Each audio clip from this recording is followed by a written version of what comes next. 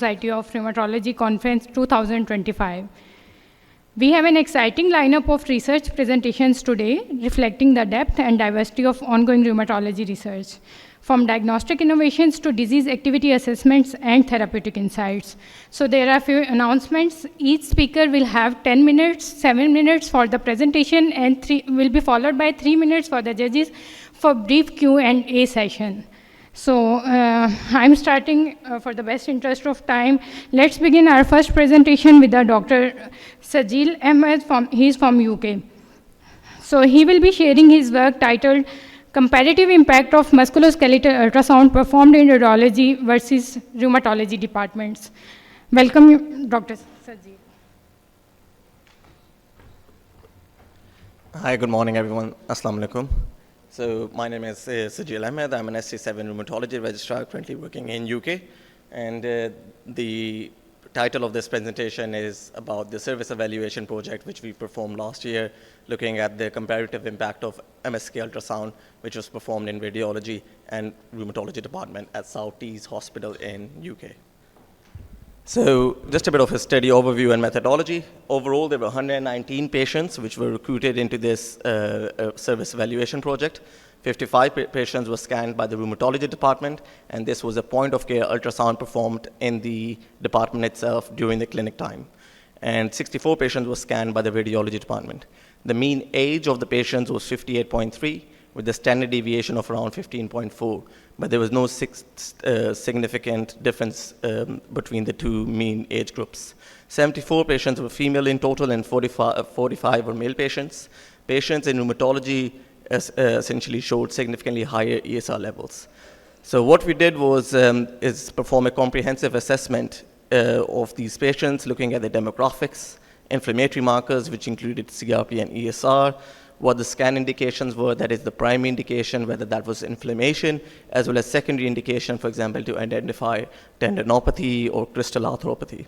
Looked at the anatomical distribution, whether it was the wrist which was scanned, whether it was the shoulders, the knee joints, what were the findings, and the clinical decisions which were made after the scan, whether that was different from pre-test and after test.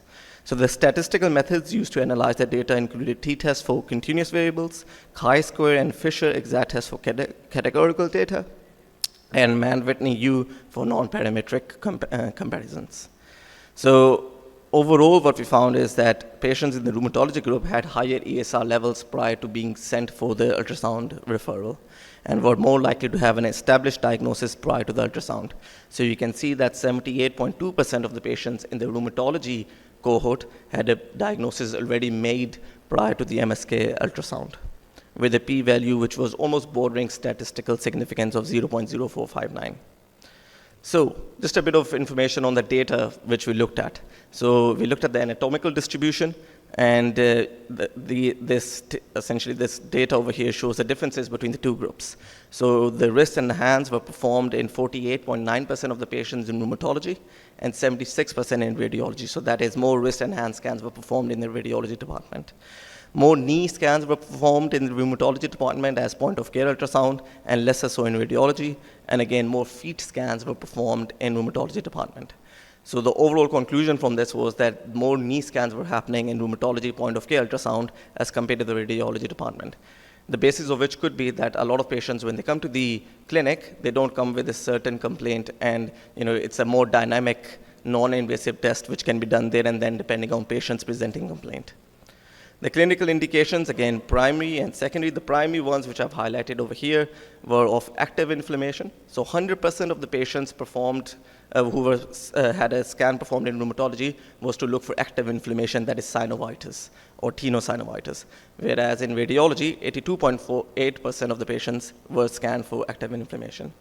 Lesser so was for tendinopathy in rheumatology, whereas more, around 36.5% of the patients had a scan looking for tendinopathy. That was usually related to, for example, shoulder impingement or other symptoms for which they were sent to radiology as an outpatient scan. So what were the interventions and what were the diagnostic outcomes? So the key ultrasound findings was that in rheumatology, we found more and more synovial hypertrophy. So that was a statistically significant finding where 70.9% of the rheumatology patients had a comment on the level of synovial hypertrophy as per the Omer Act EULAR criteria. More scans were commenting on synovial Doppler, so that is to look for active inflammation again. In rheumatology, 49.1% of the patients had comment on joint effusion, and again, more so in the degenerative changes as well. So the whole purpose was to find out, was for diagnostic purposes, to look for active inflammation or whether it was degenerative changes. So what did this lead to in the outcome, as in what change did it lead to the overall treatment plan? So you can see that in rheumatology, 34.5% of the patients had a change in treatment based on their point of care MSK ultrasound. And this was a statistically significant finding, whereas a lesser change was found in radiology at around 12.5%. It also led to more therapeutic intervention, so that is either an intra-articular steroid injection or oral steroids. So 30.9% of the rheumatology patients eventually had a steroid either in the form of oral, intramuscular, or intra-articular administered to them following the MSK ultrasound, which is quite a significant finding because it reflects the fact that these patients, when they were coming in, they had the ultrasound done there and then, the intervention was being offered pretty much at the foremost, at the forefront. 23.6% of the rheumatology patients had further imaging requested, and this is another important point to note, that the radiology scans were leading more discharges. So I think this could be based on the fact that the pre-test probability for active inflammation in radiology cohort was low. So it was being used as a rule-out test, and they were being referred to have an ultrasound done as an outpatient. And if there was no active inflammation found, these patients were being discharged following that, and they were not being followed up. So overall, ultrasound in rheumatology led to significantly more therapeutic interventions, while radiology scans resulted in more patient discharge. So just the last slide. I was a bit limited with the number of 5 slides, so I'll just put everything over here in terms of the key findings. So rheumatology performed ultrasound demonstrates a distinct utilization pattern with a high frequency of scans. So the rheumatology cohort had 1.6 scans per patient, whereas the radiology department had upon 1.3 scans per patient on average. And the focus was primarily on identifying inflammation and seeing whether there was any evidence of inflammatory arthritis. The rheumatology point of care ultrasound did enhance the detection of inflammatory pathology, and whether that was to look for synovial hypertrophy or to look for power Doppler activity. So what was the clinical impact?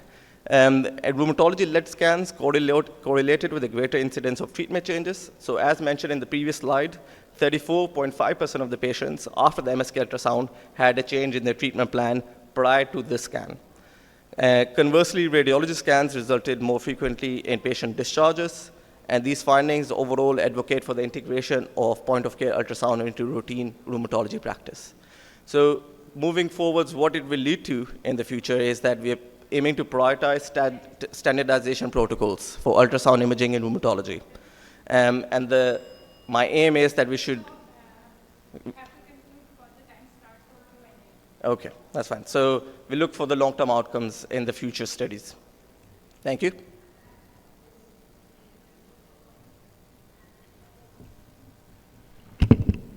Thank you very much, Dr. Sajeel. Fantastic, brilliant.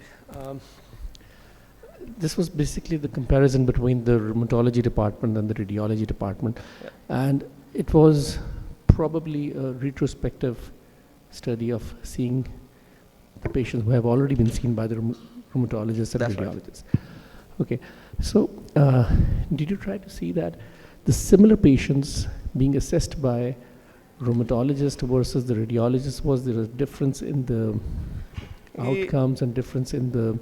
That's a very good point, because we didn't specifically look at that data. I think it would be worth highlighting that, because these patients who had the point-of-care ultrasound most of the times did not get referred to radiology. The ones who were getting referred to radiology were mostly the ones who did not have the point-of-care ultrasound, or there was a bit of diagnostic ambiguity. So I think that's an excellent point. It's probably something which we can look into to see whether these patients were having scans at both departments and what were the differences in the outcomes. But for the purposes of this evaluation project, it was just 2 different arms which we looked at. And what we found is that essentially it's more of a rule-out test in radiology.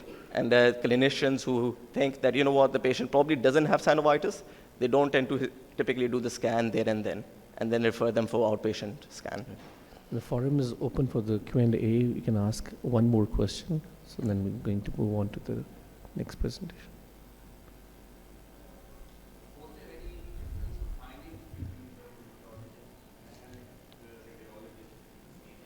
Say that again, sorry? So yeah, so the difference in finding was that point of care ultrasound is... The rheumatologist has the edge of seeing the patient, having the history, seeing Exactly. the inflammatory markers. So the difference, what we found is that it's putting the whole clinical context in scenario. So that's what the rheumatologists were doing. So they were doing it to prove that they had inflammation, and they would do the test there and then. Whereas in radiology, you could tell that the rheumatologist had a low suspicion for active inflammation and was simply doing it for reassurance of the patient. That was more or less the main finding from this evaluation project. Where the pretest probability was low, they were referring to radiology and then probably not following them up if the clinical suspicion was in keeping with the findings, which was that there was no active inflammation. So that was the main thing which we drew out from this. And finally, after doing that ultrasound, were the findings similar between the two, between rheumatologist and radiologist? Yeah, so the degree of tendinopathy was similar in both as well. So although tendinopathy was looked less at the point of care ultrasound, when it was done for example, shoulder scans, it was quite similar finding as in the amount of tendinopathy we found from point of care ultrasound and radiology. It was a bit more so in radiology, but the parameters including crystal arthritis, tendinopathies, tenosynovitis was more or less similar. And there was no statistically different, there was no huge difference between the two. Oh, thank you. Thank you. Thank you, Dr. Sajeel, for this informative presentation. So moving on, our next presenter is Dr. Binish Haseeb, who will discuss clinical insights on post-chikungunya viral arthritis. And I'm announcing once more, you have 7 minutes for the presentation, followed by 3 minutes for Q&A session by the judges. Welcome, Dr.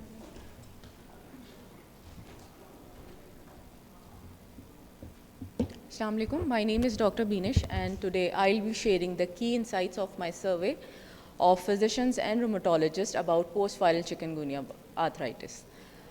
Chikungunya is a disease caused by chikungunya virus, and it is transmitted to humans by infected mosquitoes. Over the past few years, we have seen the steady increase in chikungunya arthritis in our clinics. You all must have encountered these types of patients in your clinics. In our practice, there are lots of variation going on in managing chikungunya arthritis. So that prompted us to conduct this online survey. So the objectives of our survey was to assess the current practices of rheumatologists and physicians in diagnosing and managing post-chikungunya viral arthritis. The second objective was to identify challenges and highlights the need for standardized clinical guidelines to optimize care and guide future research. We conducted a cross-sectional online survey sent to 644 clinicians all across Pakistan from the period of January to March 2025. The questionnaire was 13-item closed-ended questions, including the practices the physicians are using to diagnose and to treat the chikungunya arthritis. The response rate was from 123 clinicians. Overall, 51% was the rheumatologist and the 49% were the physicians. The overall response rate was 19.1%. The categorical data was reported as frequencies and percentages. The data was analyzed by using SPSS version 24. The chi-square test and Fisher test was used to assess the association between the physicians and the rheumatologist about their treatment response. The p-value of less than 0.05% was statistically significant. So most physicians rely on the diagnostic criteria of identifying chikungunya arthritis on history and the physical examination, while 35% of the physicians rely on laboratory tests and other imaging modalities. So this table summarizes the association of clinical responses between the physicians and the rheumatologist, how they diagnose. The first was the preferred first-line treatment of post-viral chikungunya arthritis. So rheumatologists tend to give NSAIDs and corticosteroids more, and the physicians mostly rely on giving simple analgesia and NSAIDs. One interesting finding was there, one rheumatologist and the 4 other physicians, 5 physicians gave DMARDs as the first line of treatment in post-viral chikungunya arthritis. Now, so this result was statistically significant. Then, then the next was how to manage the refractory chikungunya arthritis. So the rheumatologist tends to add or shift to conventional DMARDs, and the medicine consultants rely on mostly increasing the steroid dose and referring to the other specialties. So this results were also statistically significant. So when they were asked about the dedicated research guidelines, both the physicians and the rheumatologists urged the need of standardized guidelines. So the conclusion of our study highlights the significant variation exists in diagnosing and management between chikungunya arthritis. So urgent and unified national guidelines are needed. Thank you.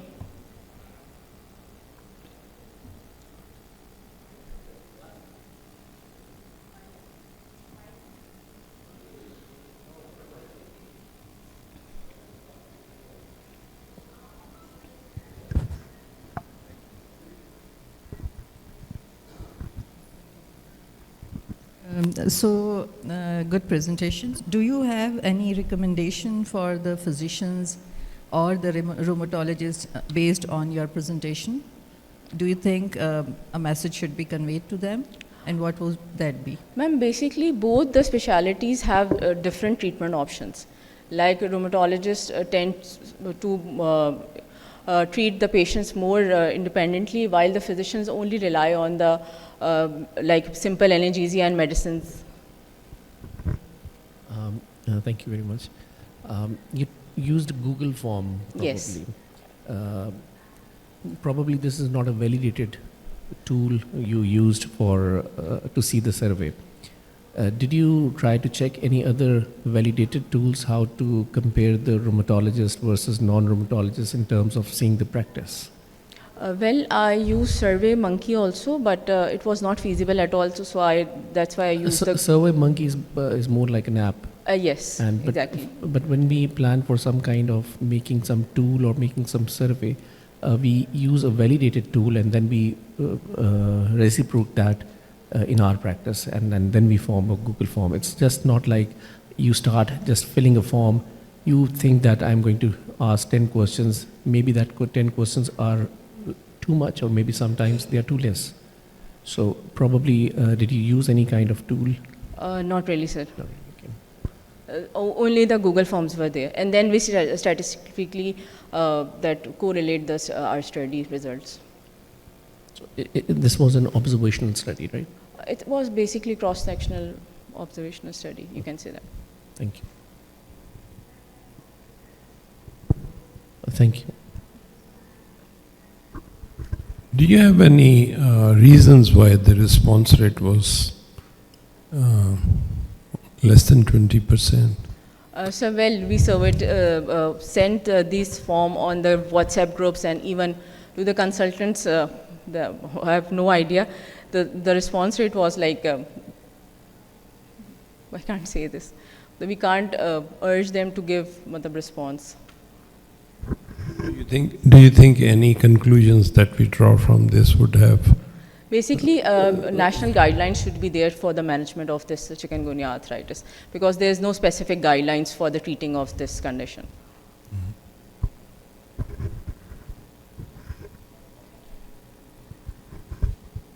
Thank you.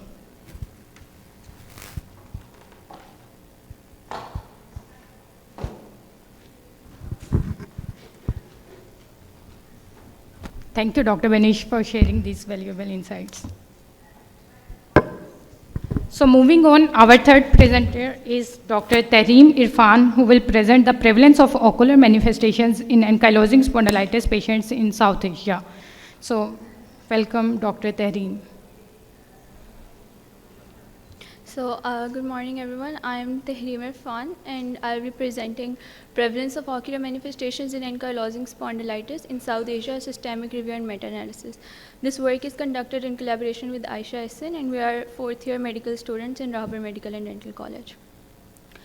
So, ankylosing spondylitis is a systemic inflammatory condition which affects these most commonly affects the sacroiliac region of the spinal cord and results in the fusion of the bones, and its effects extend beyond the spinal cord, and it even affects the most commonly it affects the eyes, and we can see the ocular manifestations as uveitis, which is the inflammation of uveal tract. So it most commonly is diagnosed by clinical manifestations and genetic marker, which is HLA-B27, and and most common ocular manifestation is anterior uveitis.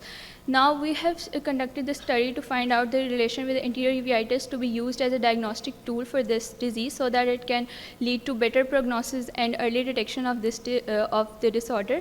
And our systemic review aims to estimate a pooled prevalence of ocular manifestation in the South Asian regions.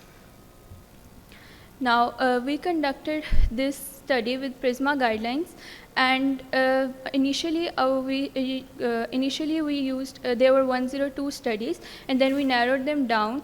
Eventually, first we removed the duplicates, and we ended up with 43, and then the availability of the entire data, and we observed we only included the studies which had properly diagnosed ankylosing spondylitis, and then there were the presence of genetic marker HLA-B27, and also that the ocular manifestations of uveitis were observed on the OCT, and eventually we ended up with 5 studies, which we used the Newcastle Ottawa tool to find out the clinical significance, and the studies with top 5 studies with the highest score were chosen for this study.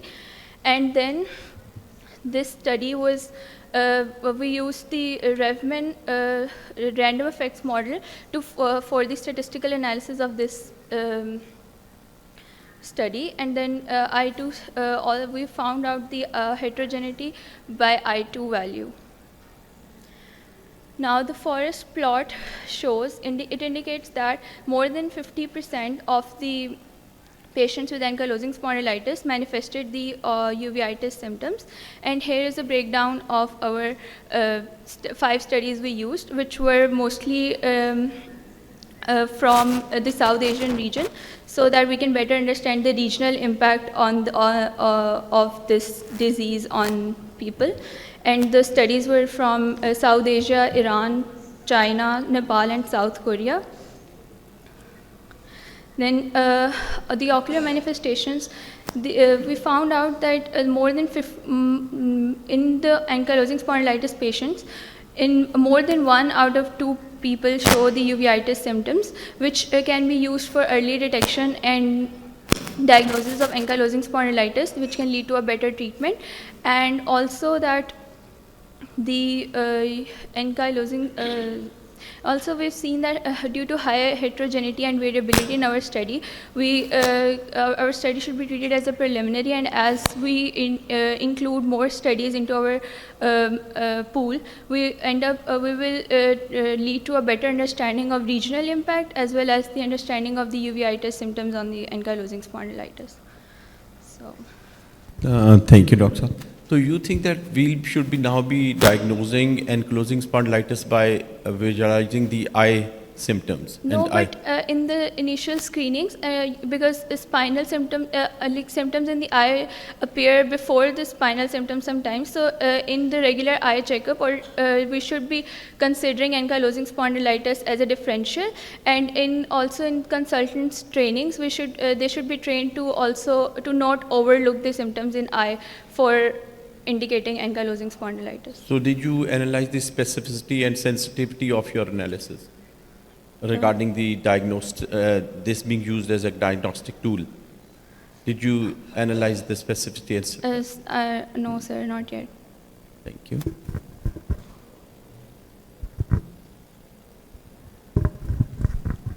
Does these studies have any Pakistani data as well? No, sir. It has, like, the South Asian one might have some So it is basically purely a meta-analysis of looking up the prevalence of uveitis in different countries and Yes, then sir.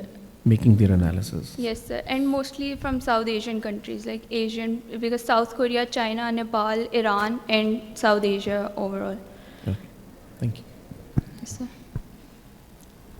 So according to your analysis, almost half the patients have eye involvement. Yes, sir. 56.7% of the patients according to our analysis. So what are your recommendations like? This should be in the initial workup and diagnostic criteria, or are you trying to emphasize that all people who are diagnosed with having SPA should have some sort of regular eye screening done? Yes, sir. What's your basic message out of these two?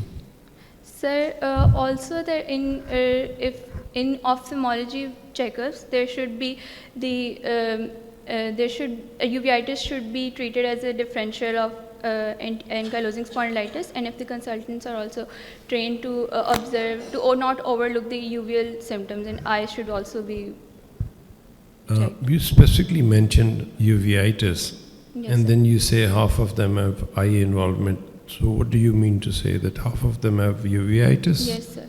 Or there are other eye involvements as well? No, sir, uveitis. Uveitis. Yes, sir.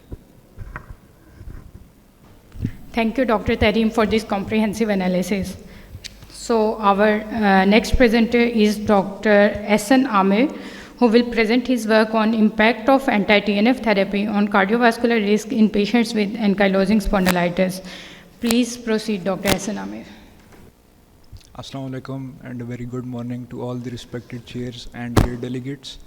I'm Dr. Ahsan, and today I'll be presenting our research work titled Impact of Anti-TNF, Anti-Tumor Necrosis Factor Alpha Therapy and its impacts on the cardiovascular risk in patients with ankylosing spondylitis. As we all know, the chronic inflammatory nature of this disease, ankylosing spondylitis is a chronic systemic inflammatory rheumatic disease that targets primarily the axial skeleton, but apart from that, the extra-articular manifestations and extra-articular consequences of the disease are grave and represent major morbidity and mortality if left untreated. One of the novel features of our study was that it analyzes the Pakistani ankylosing spondylitis cohort, which is one of its kind longitudinal study in Pakistan. So we integrated the conventional cardiovascular risk markers such as ESR, CRP, changes in LDL, HDL levels, and systolic blood pressure, while also incorporating it with the measurement of carotid intima media thickness. So our study was conducted at rheumatology department, PEMH, where there were 246 ankylosing spondylitis patients. This was a descriptive observational cross-sectional study, and we took measurements at baseline, 6 months, and 12 months intervals. And in that, we measured conventional cardiovascular risk markers such as BMI, fasting lipids, ESR, CRP, systolic, diastolic blood pressures at baseline, 6 and 12 months intervals. And we also used Doppler ultrasound to measure the carotid intima media thickness in 197 of these 246 patients. Multivariate regression was used to adjust for the confounders. This was the baseline profile of the patients. 77% patients who were in our study were male patients, of which the mean age was 41.2. BMI was 27.6, and 1/3 of the population were smokers. Okay, so now coming on to the results. 72% of our cohort represented greater than 50% reduction in CRP from a mean of 15.2 with a standard deviation of 5.7 to 5.3 and a standard deviation of 3.9 milligram per liter, which represents a significant reduction in CRP according to the studies done in Turkish and European cohorts.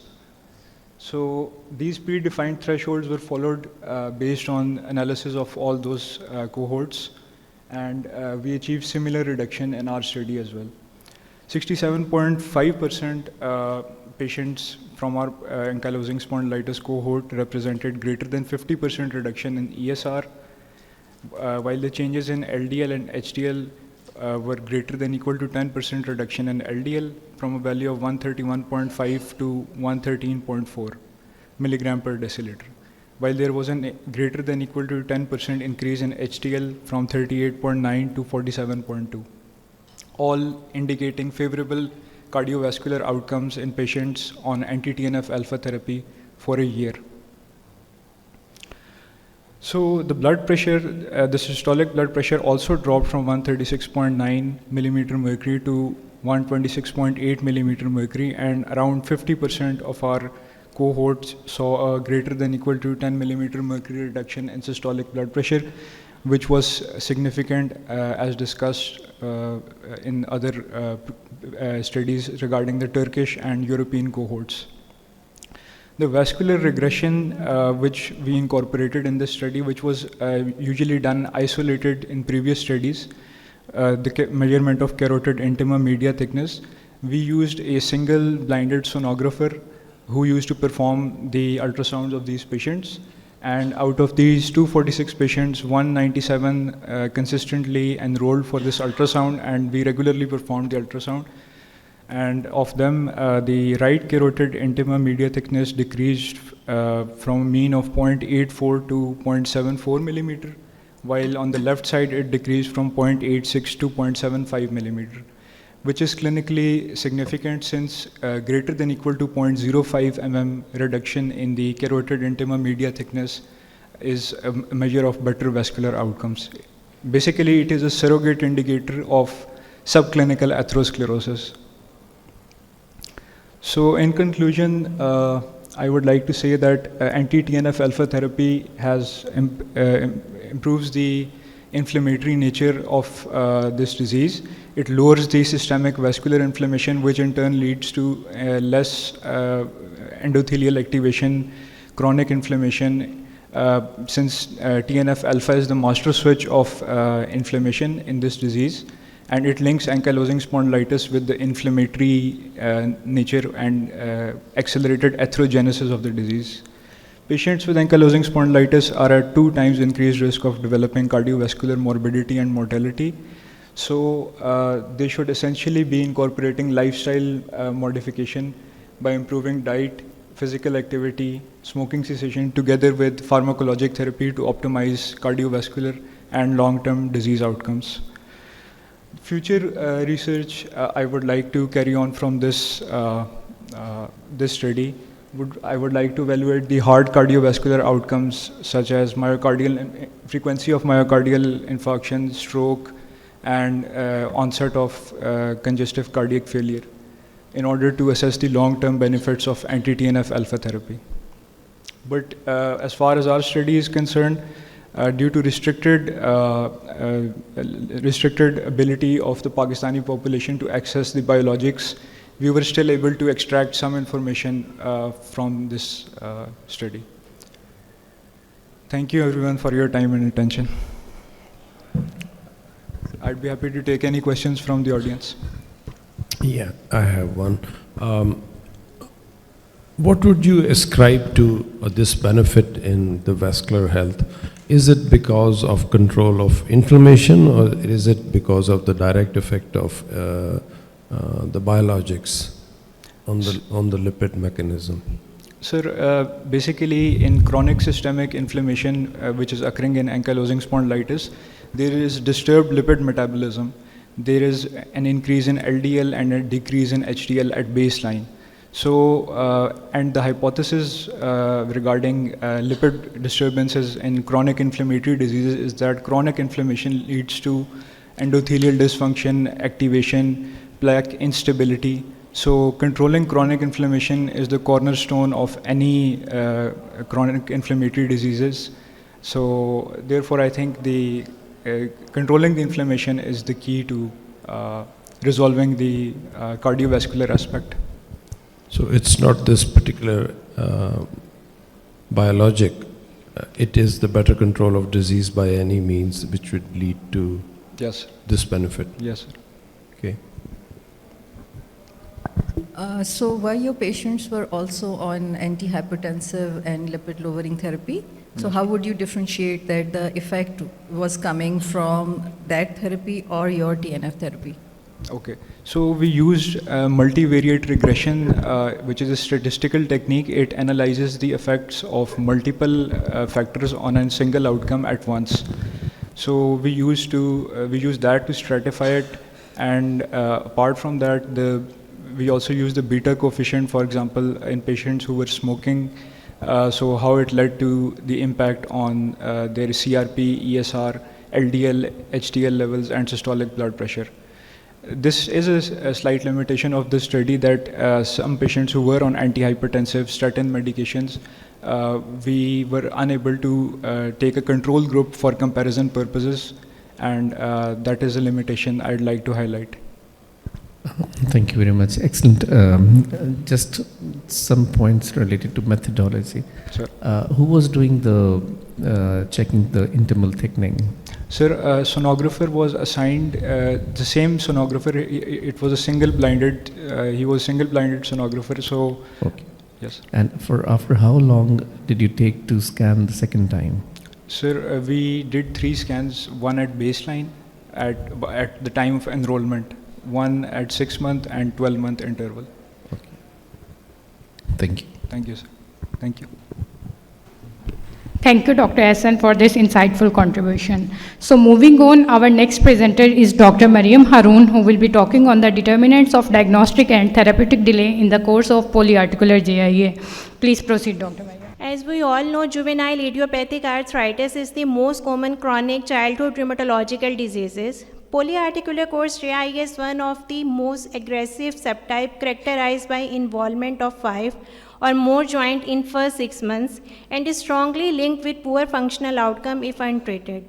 Early diagnosis and timely initiation of DMARD, they are crucial in preventing irreversible joint damage and other related complications. In Pakistan, early musculoskeletal complaints, they are often attributed by parents and clinicians to infection, trauma, or some other metabolic diseases, resulting delayed diagnosis and referral to pediatric rheumatology services. Moreover, financial constraints, they further worsen the disease outcome by contributing to therapeutic delay. Evidence from other countries, especially low and middle income countries like India and high income countries like Europe, have comparable results when compared with our study in literature review. So, as the title is self-explanatory, our primary objective was to identify these determinants leading to diagnostic and therapeutic delay, and the secondary objective was to evaluate and assess the impact on functional outcome of patients. It was retrospective descriptive study that was conducted on multi-center cohort from Lahore, Pakistan, including 3 tertiary care rheumatology centers that were National Hospital Lahore, CPTH, and Arthritis Care Center in collaboration with Arthritis Care Foundation. And the study duration was from January 2020 to June 2025. Medical record of 60 patients fulfilling the ILR criteria for polyarticular course JIA, they were reviewed, and these include at least the disease duration should be less than more than 6 weeks, and the age specified for the all patients should be less than 16 years. Functional outcomes were assessed using the childhood health assessment questionnaire, and joint damage was evaluated based on documented irreversible deformities, restricted range of motion, joint contractures, especially leg length discrepancy recorded in follow-up examination, and the incomplete record, other subtypes like oligoarticular and enthesitis-related arthritis, especially juvenile onset SLE, dermatomyositis cases, they were completely excluded from these studies. So here is the results. As this bar diagram is showing the diagnostic and therapeutic delays in terms of the months, and you can see both the diagnostic and therapeutic delays, they were proportionate, but the diagnostic delay was more significant, averaging 9.2 months, whereas therapeutic delay was 6.1 months. And this table is summarizing the patient characteristics and elaborating all other determinants, all the other result in a more obvious way. As you can see in terms of age, with the internationally standardized, the critical indexes like probability and standard deviation was 6 plus minus 2.3. Similarly, diagnostic delay 9.2 plus minus 1.1, and therapeutic was 6.1 plus minus 0.611. Functional impairment was 16.7, and joint damage recorded up to 38.3%. Moving further, this is the pie chart, which is showing more obviously the determinants which are responsible for these delays. Here you can see the parental observation, including the misinterpretation and lack of awareness of symptom when the patient, when their child first presented, started complaining to them, or they even observe. And the lack in seeking medical attention was 41.7%. And the limited access to rheumatology was 16.7%. The other main contributor were financial barrier, averaging up to 33.3%. Last but the not least one is misdiagnosis. That is, we often see in our observation when the patient first presented to primary health physician or pediatrician, often the symptoms were misdiagnosed, either secondary to rheumatic diseases or some other conditions, like they labeled it as a injury or orthopedic conditions. And this is the impact of the diagnostic delay on quality of life. Though in retrospective study, the quality of life couldn't be measured directly, but this is an indirect inference from the childhood health assessment questionnaire, just to make my study result more obvious how it impacts the patient functional outcome. You can see more the diagnostic delay, the poorer the functional outcome of the patient. So conclusions are diagnostic and therapeutic delays. They are common in polyarticular course JIA. Longer delays lead to greater functional limitation and irreversible joint damage. Main contributing factor were misinterpretations and delayed consultation by caregiver, financial challenges, and weak referral pathway. Nonetheless, our finding offer valuable insight for healthcare policy and practice, though there were few limitations. As you all know, it was retrospective study. Definitely there was a documentation bias exist, and but we usually have a database system. We can counter confirm all these findings when we were conducting these studies. And these are the recommendations to prevent these delay. As we have a poor referral pathway. Thank you. Thank you.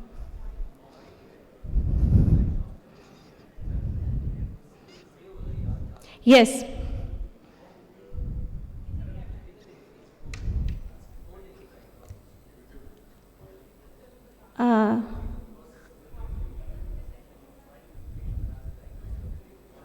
Mm-hmm.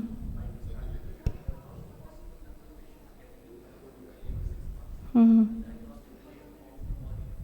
Mm-hmm.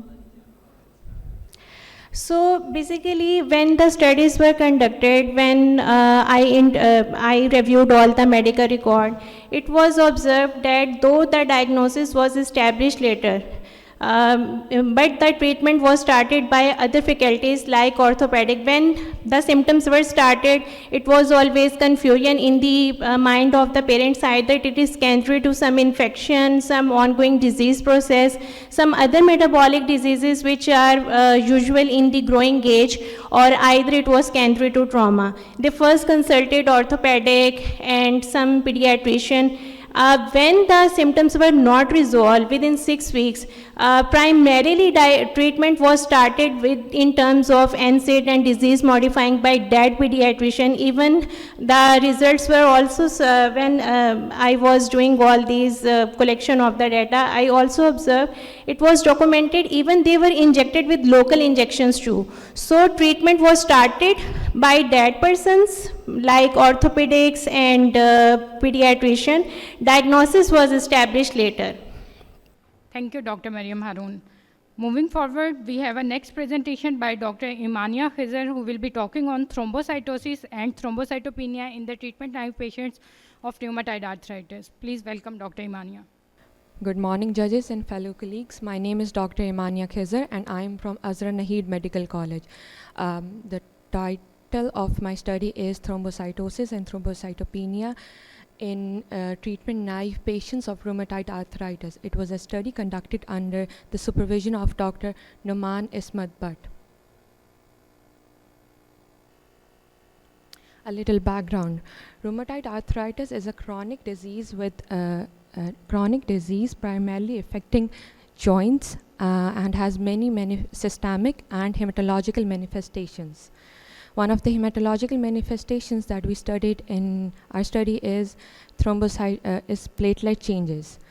Thrombocytosis is recorded up to 18.9 to 52% in the previous literature that we encountered, and thrombocytopenia came out to be 0.1 to 10%.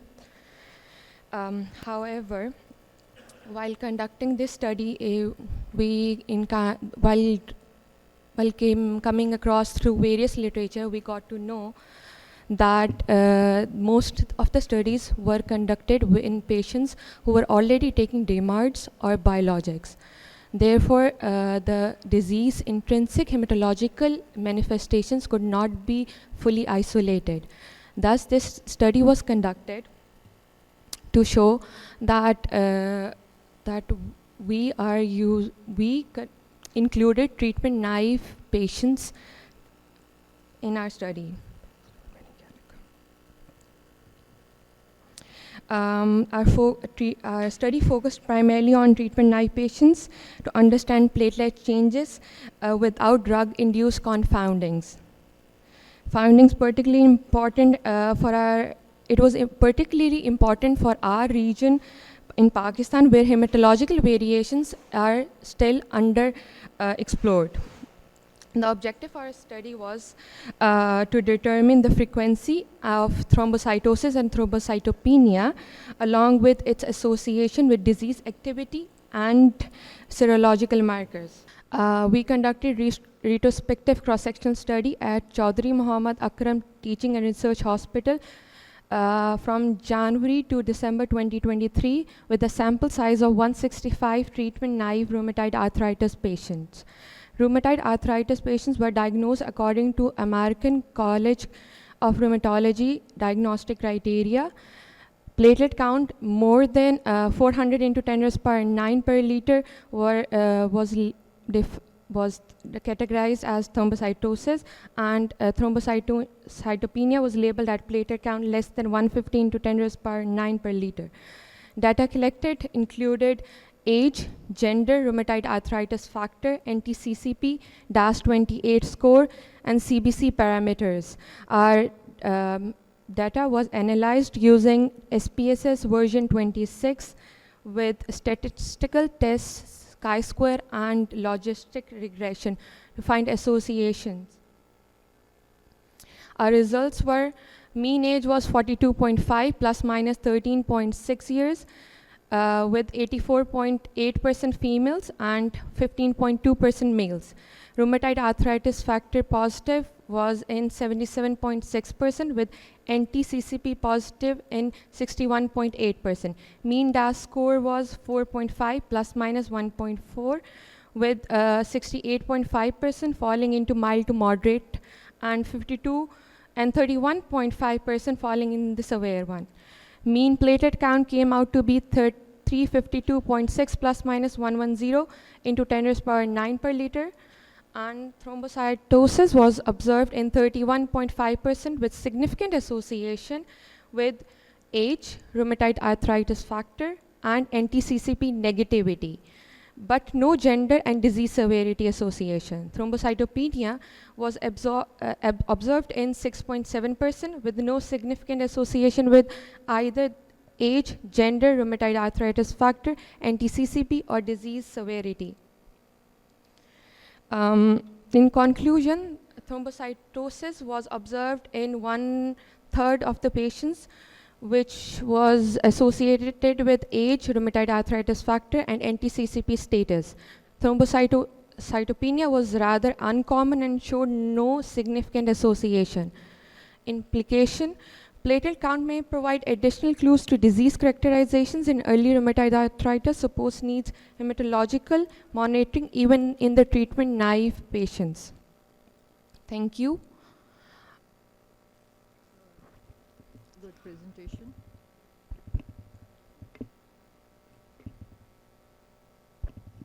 आवाज आ रही है मेरी?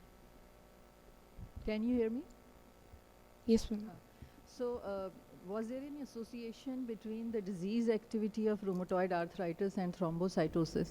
Because your patients were treatment naive, so I assume they came to you with probably active disease. So was there any association with disease activity, like you said, DAS? No, there was no association with disease activity, actually. Yes, it was a retrospective study.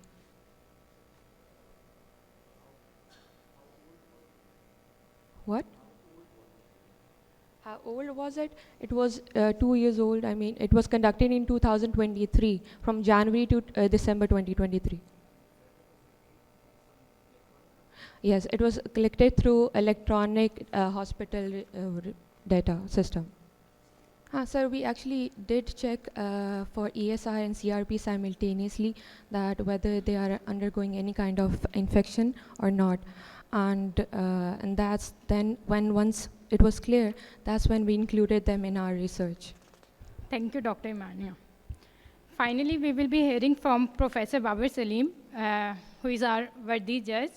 But most probably his presentation would not be judged because he will be just presenting his research work. So this will be not included for the prize contribution. Yes, his presentation has been excluded. So the previous 6 people will be judged only for the prize distribution. Okay, ma'am. So Professor Babur Saleem is a professor of rheumatology at Fauji Foundation, Rawalpindi, and he is our very active and enthusiastic APLAR and AVIR co-convener. Please welcome Dr. Professor Babur Saleem. Thank you very much. Thank you. This is going to just, I was eager to present this data and this thing in front of my teacher, Dr. Wajahat, and in front of the rheumatologist. So it is not going to be judged, so please don't worry. And even if it was being judged, I know it is not going to take any kind of position. It's not that hi-fi data. Well, I'm going to talk about, I've developed a tool to check the disease activity in rheumatoid arthritis.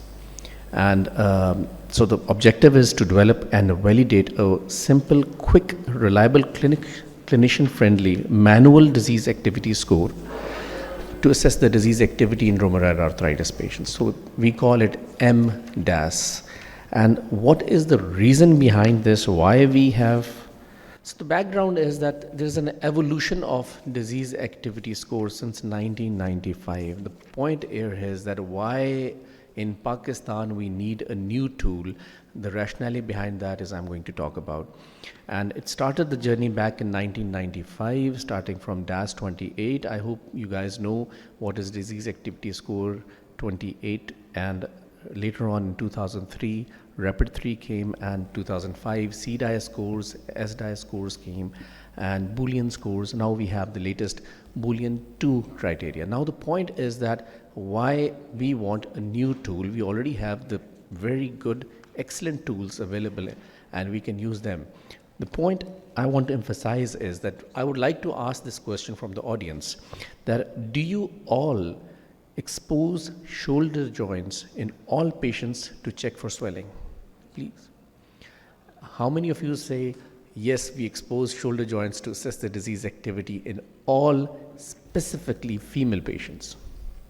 The answer is none, or maybe one or two. So that is one point. We are assessing the disease. All those tools which are used to check the disease activity have a shoulder joint for assessment of swelling and joint line tenderness. But unfortunately, we are not exposing. If you're not exposing, then how we are calculating the DAS 28 or CDI or SDI scores? Point number one. Point number two is that I use a lot of musculoskeletal ultrasound. I have realized that when I even expose the shoulder joint, and even then I miss minimal effusion, which is picked up by ultrasound, but not by clinically. Unlikely knee joint. Knee joint is very easy. You can pick up knee effusions very easily, but shoulder joint is a bit complicated. You need a little more joint space filling with fluid, then you can pick up clinically rather than just on the ultrasound. So that was point number two, that we are not exposing the shoulder joints, and even if we are exposing the shoulder joints, even then we can easily miss minimal joint fluid. The third point is we all believe that metatarsopharyngeal joints are equally involved in rheumatoid arthritis, but all the tools do not include all the tools. They miss metatarsopharyngeal joints. So the question again from the audience is, for example, if you have one swollen metacarpopharyngeal joint, what would be your line of action? Obviously, you are going to up-titrate the treatment. And if the same patient has two swelling of the MCP joints, what is your next management plan? Again, you are going to up-titrate the treatment. And again, if you have 3, 4, you all have to do the same thing. So what is the rationale of checking all the MCP joints to assess the disease activity? Why not to go directly for an MCP squeeze test to cut down the time? So this is the background. So we excluded the shoulder joints, we included the MTP joints, we excluded the individual count of the synovitis of the MCP joints, and we included the MCP squeeze test to assess the disease activity. So we created the MDAS score, which has 3 important parameters. Components: one is the joint examination, the other part is the patient's global assessment, and the third part is the physician's global assessment. And the total score is 30, and we included 10 areas, and each area has a score of 1. So the total score is going to be 30. There's going to be 10 areas, MCP squeeze test on both sides, MTP squeeze test on both sides, both elbows, both knees, and both wrists.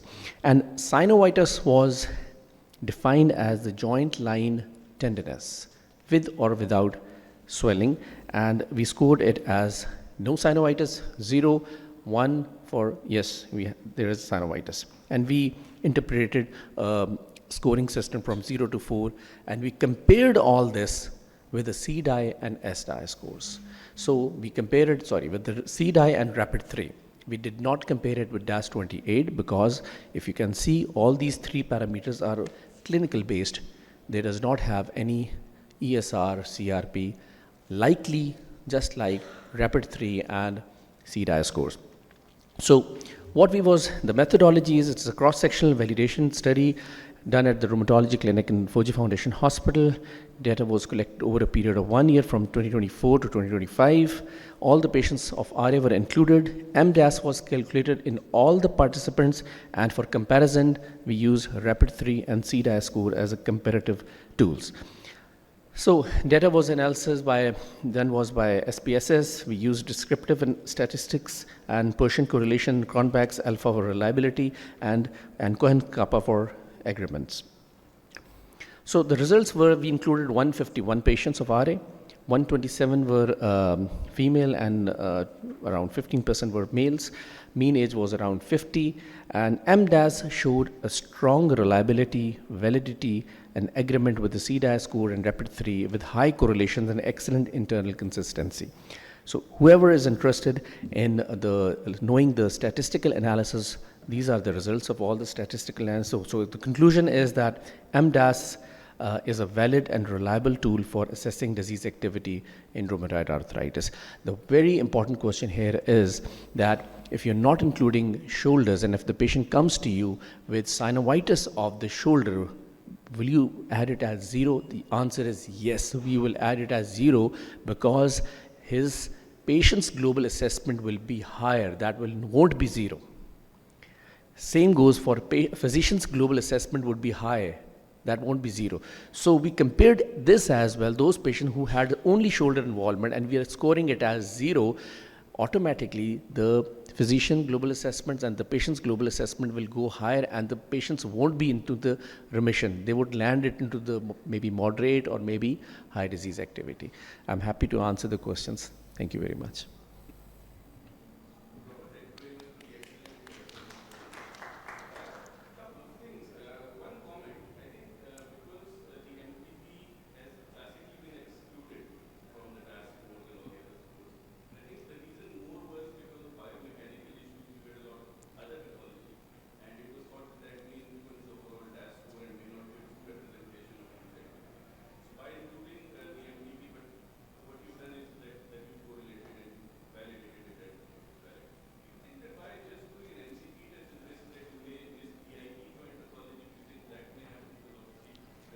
That's a very I was waiting for that question. Yeah, we haven't included the PIP joints, and that is the reason we compared it with RAPID-3 and CDAT. That does it really make a difference of not adding the PIP joints?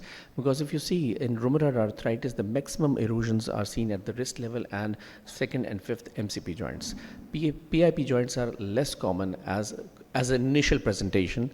If PIPs are involved, in most of the cases, MCPs are also involved, or the wrist is also involved. So what we did was, you're very right, if you see it as an individual patient, yes, PIPs are very important, but if you see as an overall of the impact of this tool is that if the patient, we are not including the PIP joints, even then the patient's physician global assessment, patient's global assessment will definitely go high, irrespective of the joint is involved or not.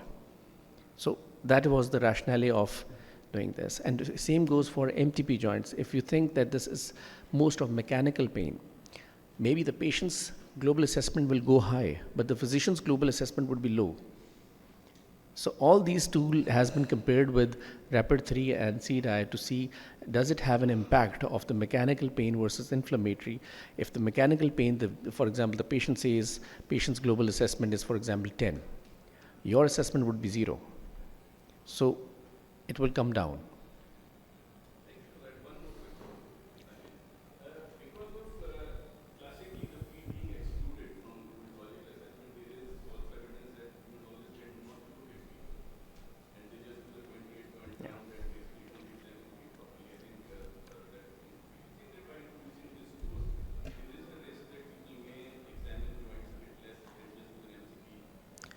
I think that probably the physicians are definitely now going to see the MTP joints, because they never ask the patient to open up your shoes and I want to see them, because one of the commonest site of erosion in RA is the fifth MTP joint.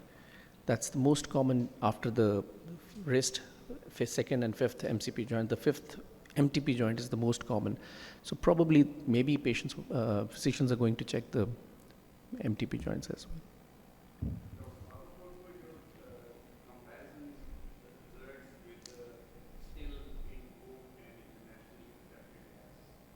No. We checked it with a CDAI score and we checked it with the RAPID-3, because both these tools do not have an acute phase reactants, same as us, MDAS score.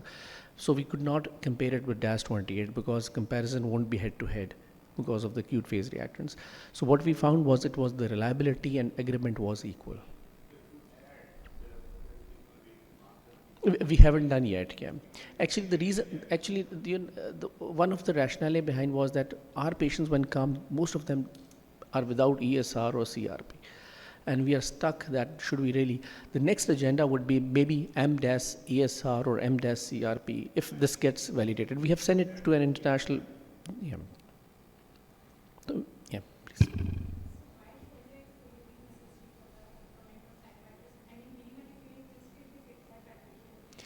That's the problem. That's the problem. When I started doing an ultrasound, the minimal effusion is not picked up by clinically. You might find tenderness, but that's the false belief that maybe the patient has swelling or not, but we include it as tenderness. We don't check the swelling because we're not exposing it. We only, that's the reason I've excluded the shoulder joints, because we are just relying on the tenderness, not on the swelling. Yes, please.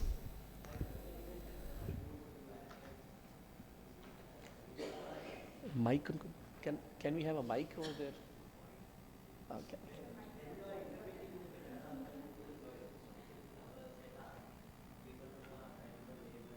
You can come forward for the question, please. Here.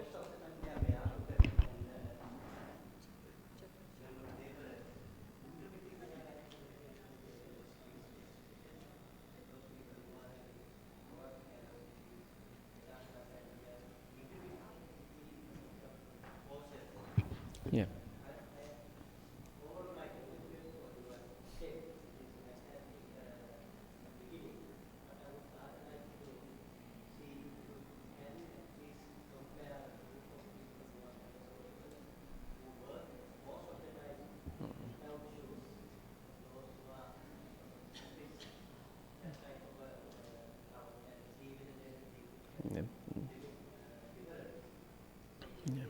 And that's a very valid point. Just like you highlighted that mechanical pains and MTP joints. Yes. Anyone else can have any question? Dr. Wajahat, do you have any question? Thank you very much. Thank you. Thank you very much. Thank you.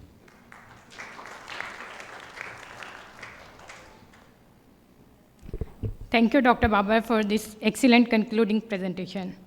With this, we have reached the end of our oral presentation session. It was a truly insightful morning with a wide range of research topics, passionate presenters, and meaningful discussions. On the behalf of Pakistan Society of Rheumatology, I would like to extend our heartfelt gratitude to our respected judges for their valuable time, attention, and expert evaluation of today's presentations. So I would like to invite our judges to please come forward to receive their certificates of appreciation. Please welcome Dr. Wajahat Aziz for the certificate of appreciation for judges today's session. And I would invite Dr. Rafaqat Hamid for handovering the certificate.